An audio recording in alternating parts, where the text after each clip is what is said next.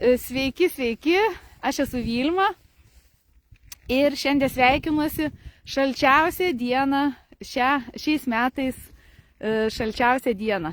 Pas mane buvo ryte 19 laipsnių. Išėjau pasivaikščioti, nes aš skaičiuoju žingsnius, kiekvieną dieną keliauju, dažniausiai praeinu po 10 000 žingsnių. Kaip yra sakoma, nėra blogo oro, yra netinkama apranga. Tad apsirenkit šiltai ir keliaukite į lauką, nors trumpam.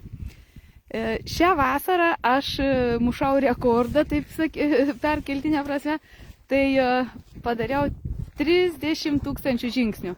Tai buvo Italijoje ir mes ten labai daug nukeliavom. Bet paprastai nueinu daugiausiai 10 000 žingsnių.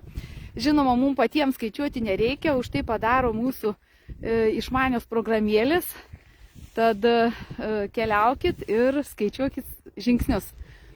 Šiandien aš noriu truputį pakalbėti dar apie gerą savijautą, kas įtakoja, tai miego kokybė. Labai svarbu yra gerai išsimiegoti. Turbūt visi esat girdėję, kad reikėtų miegoti 6-8 valandas per naktį, bet irgi labai svarbu, kada jūs nueinat miegoti. Jeigu atgulat apie 22 valandą, tai jūsų miego kokybė žymiai geresnė ir tas laikas iki 12 valandos atitinka 1 valanda, atitinka 2 valandas. Tad stenkitės eiti kuo anksčiau miegoti, kad gerai išilsėtumėt ir jūsų visas organizmas ir protinė veikla būtų gerai funkcionuotų.